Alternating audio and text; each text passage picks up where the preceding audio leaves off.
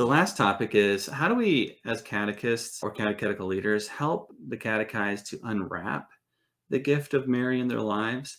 We really do believe Jesus gave Mary to the church. We cited that wonderful reference from John, Jesus on the cross, giving his mother to us. We've talked about her spiritual and theological and historical roles. Going back to that personal relationship with God, how do we help people unwrap the gift that is Mary? Okay, so to speak. And the first thing I want to mention is just listening to Mary.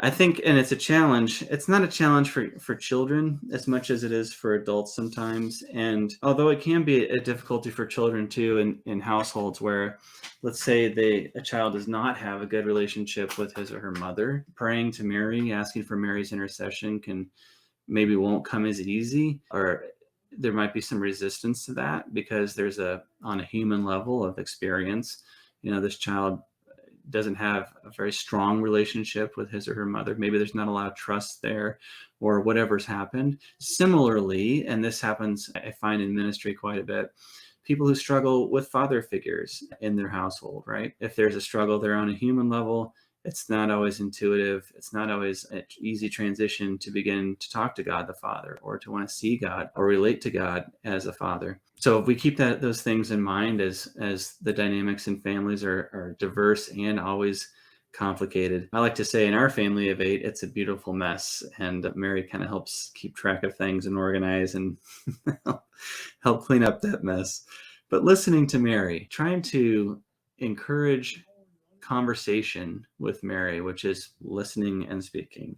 And I put listening first. And this is a challenge anytime we open our spiritual ears up to God or to the supernatural, I'll say, but we're directing our intentions to holy people. We're talking to God, and we're talking to the saints, and in a special way to Mary.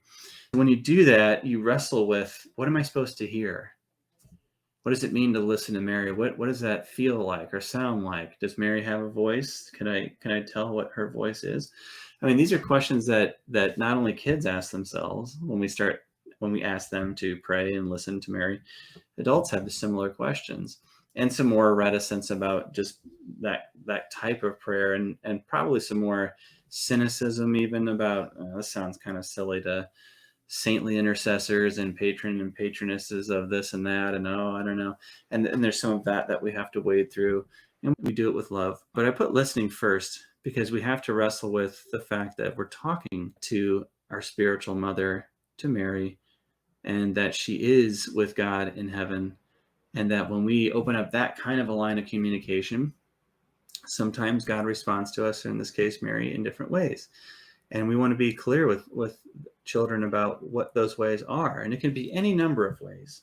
If you look at the story I told earlier, it was through the color of blue on a flower. And it was me putting together, blue is Mary's favorite color. I learned that early on in religious education.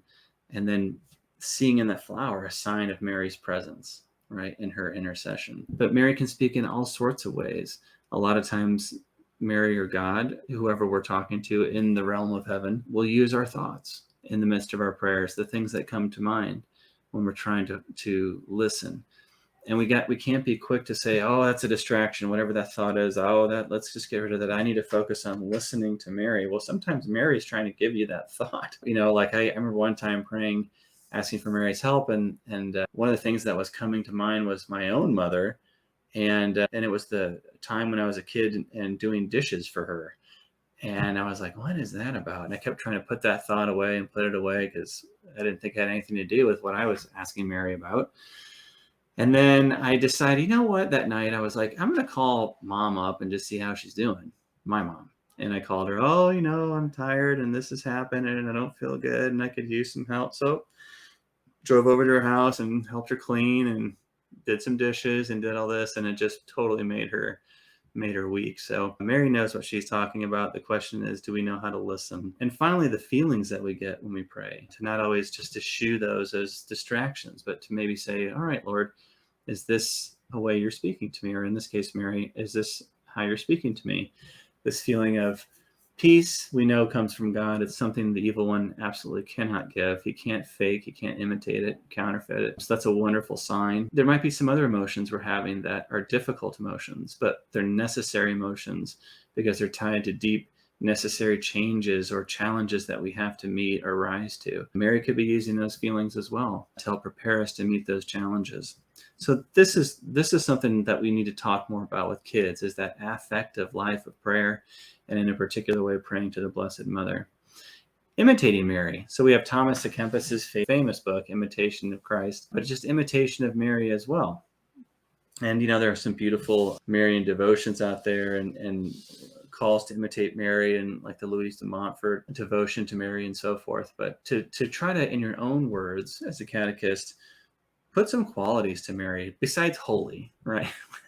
But some qualities like Mary's faithful, right? She just wants to do what Jesus wants her to do, and she'll tell other people to do that as well.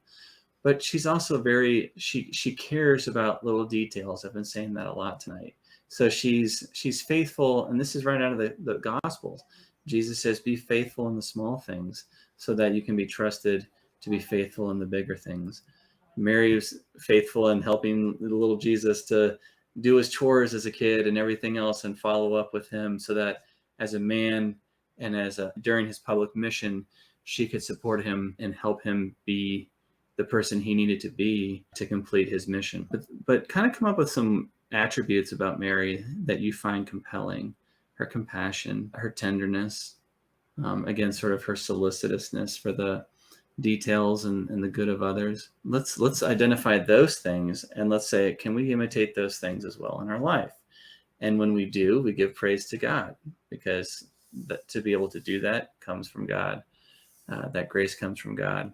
And Mary keeps calling us back to that relationship with God.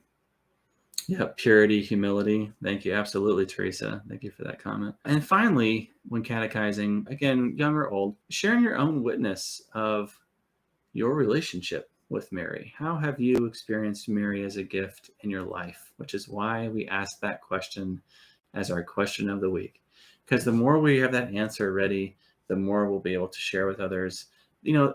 This is how Mary fits into my spiritual life as a Catholic. This is how Mary fits into my relationship with God. And so the more we can articulate that, the more hopefully we can make a compelling case for others to consider Mary as having a little more prominent role in their relationship with God.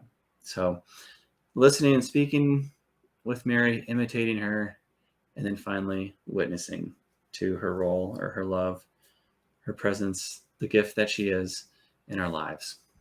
Sadler's providing a wonderful Mother of God kit that you can just click that link and download it.